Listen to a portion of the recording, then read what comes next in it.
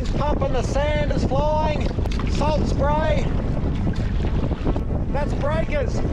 That's swell coming in from the Southern Ocean. We're almost there, we're almost at the mouth of the Murray. There's 2,000 miles of river behind us.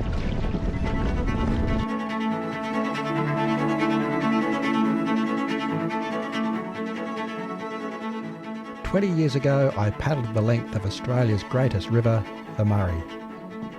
Now I'm back on the river, reliving that 70-day journey, trying to understand how it changed my life. I walked down from the summit of Australia's highest mountain, paddled out of the Great Dividing Range in my old green canoe. I passed through farmland, crossed wide, man-made, dangerous lakes, and I followed the meandering river far out onto its floodplain.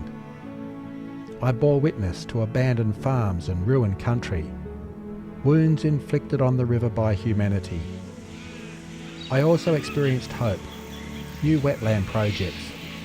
I lived amongst resilient nature, paddling thousands of river miles alone, and then with my daughter, taking her down to the old ancestral farm at Watcho's Landing, so that she could have a conversation with the past.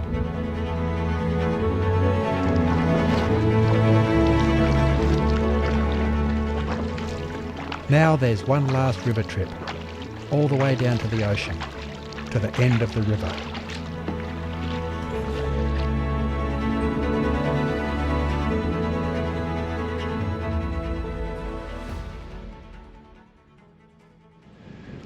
I came back to the river, into the lower Murray, with a group of my university students to finish the journey. It was fitting in a way because it was university students that had taken me back to the river in the first place when I was guiding canoe trips through the Barmah Forest up in Victoria. And they were a bunch of characters. Ross and Stokesy, Bickers and Collo and Luke. Great characters to go paddling with. Anyway, this is part of their story and my story of finishing my great journey down the river. What a great little campsite.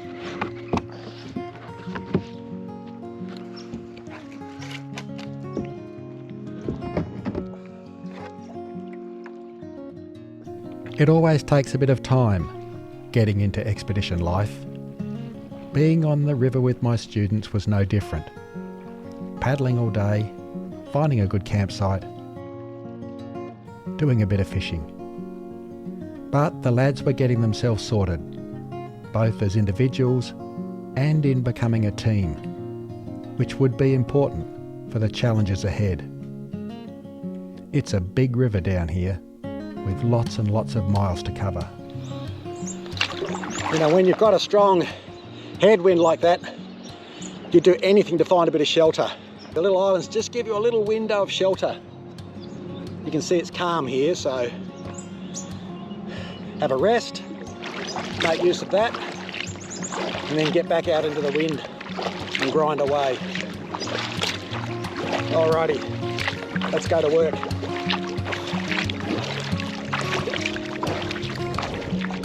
Look at that windy sky. I think we've got some weather coming. Anyway, we're coming into the town of Mannum, where I stopped with the students and resupplied. It's about a 2-week expedition, so they need to resupply halfway through. Well, it's all happening here. I've got twin ferries crossing in front of me, and the Murray River Princess, the largest paddle wheel, is still on the river. Tourist attraction now. There's going to be some action here. I better get out of its way, it's bigger than me.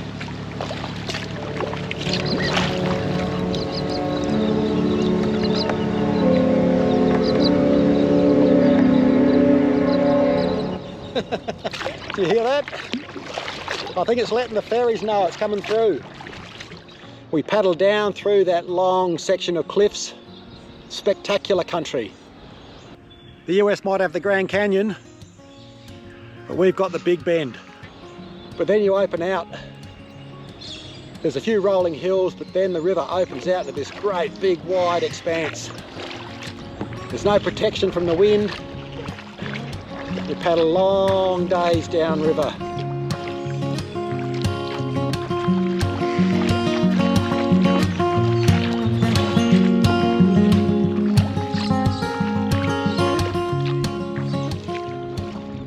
Anyway, it's getting late in the day. I've still got a little bit of paddling to do. Down here on this great big wide river. Let's get a few more miles done while there's still a bit of daylight.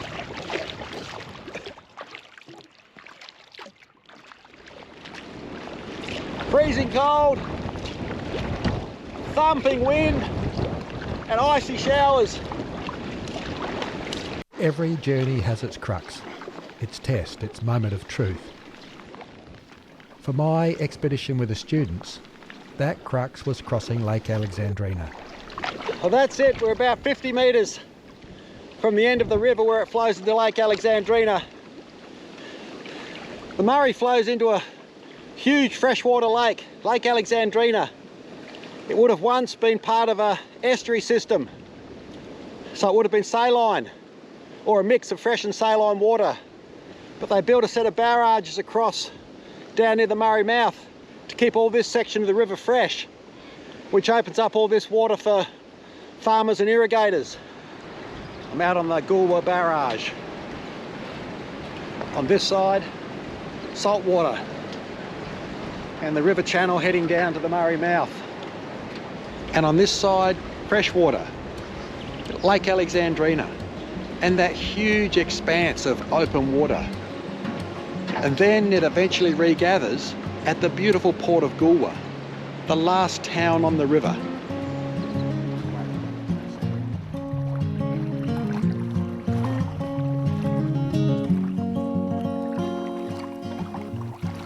Part of the joy of any long river journey is that you get to explore the river towns along the way. A river is a cultural landscape, just as much as it is a natural one. These two great forces, culture and nature, can either work against each other or for each other. That's one of the lessons that I hope my students would learn towards the end of the journey.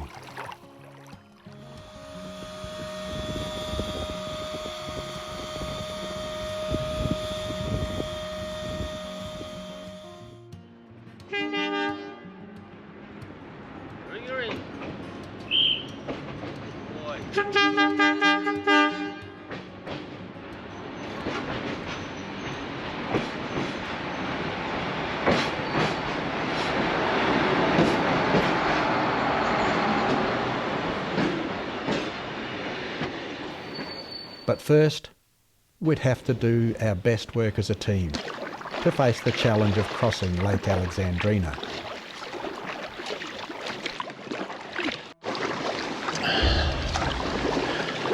That's it. That's it. That's the entrance to Lake Alexandrina.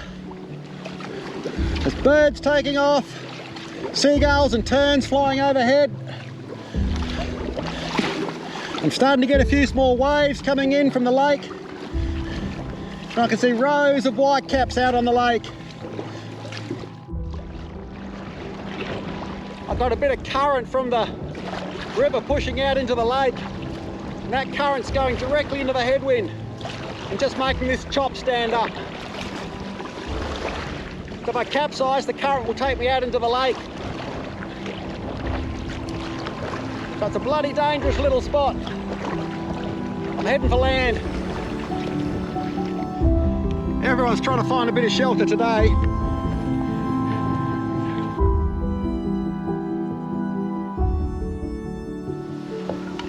Celebrate with a nice cup of sweet tea. Down here where the Murray enters Lake Alexandrina. Cheers. Back when I was doing the expedition with the students, camped over here on the eastern bank and headed out on about a 20k crossing before dawn on a compass bearing. And there were no weather apps in those days, so we just had the forecast and knew the wind was going to get up later in the day. So we paddled pretty hard, kept a tight group. Had this wonderful photo out in the middle of the lake. It's lived with me for all those years, just so atmospheric.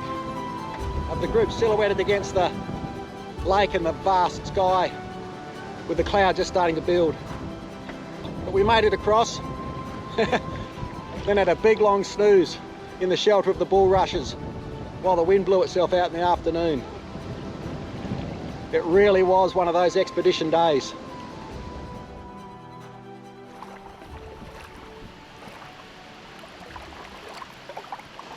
Well, we made it down into the Coorong. So when I paddled down here with the students, we crossed Lake Alexandrina and portaged into the Coorong at the Tawitchery Weir. When great rivers meet the ocean, they often form huge deltas or big sand barriers. In the case of the Murray, it's brought all this material downriver, billions upon billions of tonnes of eroded mountains and land. And it hits the ocean and the water stops and it deposits its load. So these sandhills were once the Snowy Mountains, millions of years ago.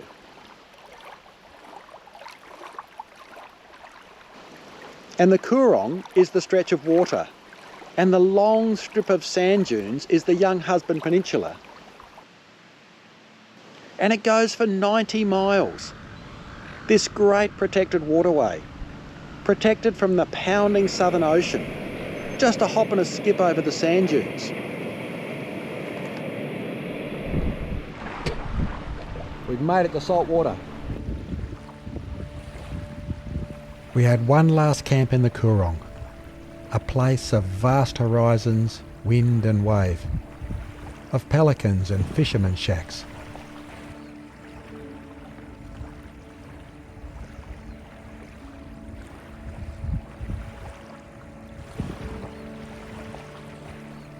It was one last chance to boil the billy on the beach, like all those times before, except that this was the last time. Then in the morning, we picked up our paddles with calloused hands and made our way to the river's final home, the sea. That's surf! Coming in from the Southern Ocean.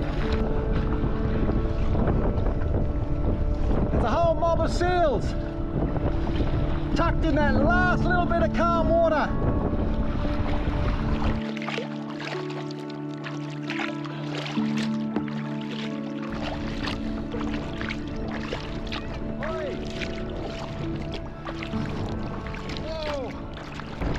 He just come up and got a big surprise.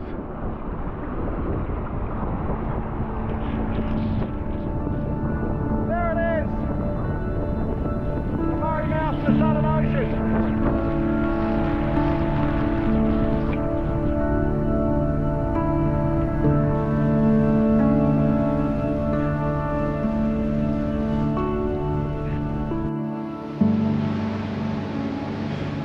Well, that's it.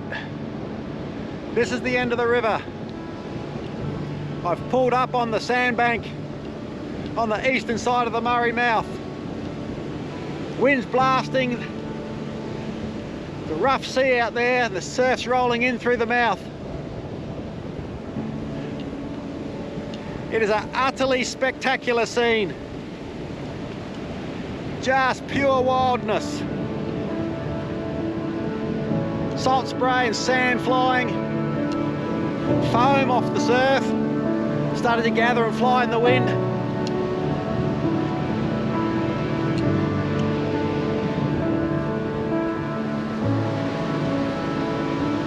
So 2,000 miles of river back up that way, and it all comes here. It all comes to a close. It all comes to a finish down here at the Murray mouth.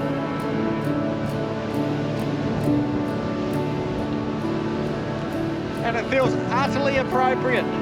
The wind is howling and nature's turning on a bit of a show. I've had pelicans and seals and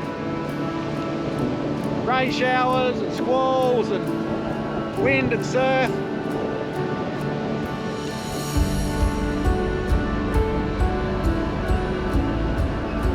What a mighty story the Murray is. It's impossible to measure the impact of a great journey on a life. Some things don't come down to numbers, not the things that matter. These things are simply matters of the heart and the spirit. How we connect to people and places. I've been lucky in my life to have worked with young people in the outdoors, to feed off their energy. And I've been lucky to find a home in some of the world's wild places.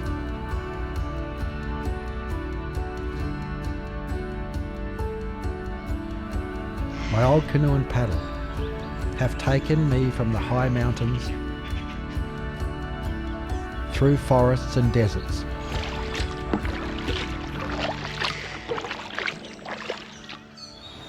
I've seen great engineering projects,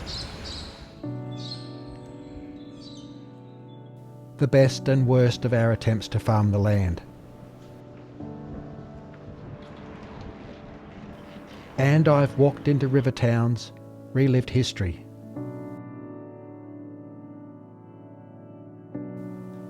It's a story that will stay with me for as long as I breathe. And all I had to do was follow a river.